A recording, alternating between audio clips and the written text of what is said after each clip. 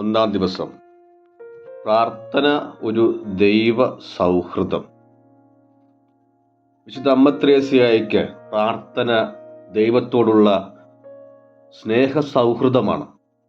അമ്മ ത്രേസ്യായുടെ ആത്മീയതയുടെ കേന്ദ്രമാണ് പ്രാർത്ഥന. അതുകൊണ്ടാണ് അവൾ പഠിപ്പിച്ചത്, പ്രാർത്ഥന എന്നാൽ നമ്മെ സ്നേഹിക്കുന്ന ദൈവവുമായിട്ടുള്ള സൗഹൃദപരമായ ഇടപഴകലും അവനുമായി നിരന്തര സംഭാഷണത്തിൽ ഏർപ്പെടുകയും ചെയ്യുന്ന അവസ്ഥയാണ് എന്ന്. സൗഹൃദം പോലെ തുറന്ന് സംസാരിക്കുന്ന നിമിഷങ്ങളാണ് ഓരോ പ്രാർത്ഥനയും. ഒരു സുഹൃത്തിനോട് എന്ന പോലെ ദൈവത്തോടും നാം തുറന്ന ഹൃദയത്തോടെ സംസാരിക്കണം. സന്തോഷങ്ങളും ദുഃഖങ്ങളും ആശങ്കകളും നന്ദിയും ദൈവത്തോട് പങ്കുവയ്ക്കുക. എന്താണ് ഈ സൗഹൃദത്തിൻ്റെ അടിസ്ഥാനം? ദൈവം നമ്മെ ദിനം പ്രതി കാണുന്നു, കേൾക്കുന്നു, സ്നേഹിക്കുന്നു എന്നതാണ്.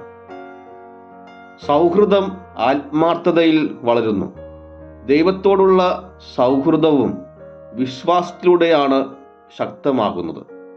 പ്രാർത്ഥനയിൽ നിശബ്ദതയും സ്ഥിരതയും അനിവാര്യമാണ്. നിശബ്ദമായ സമയം, ഇടങ്ങൾ ദൈവത്തിൻ്റെ അരികിലേക്കുള്ള സ്ഥിരമായ സന്ദർശനങ്ങൾ ഈ സൗഹൃദത്തെ പ്രബലമാക്കുന്നു. പ്രാർത്ഥന: കർത്താവേ, എനിക്ക് നിന്നോടുള്ള പ്രാർത്ഥന സൗഹൃദമാക്കി സമർപ്പിക്കുന്നു.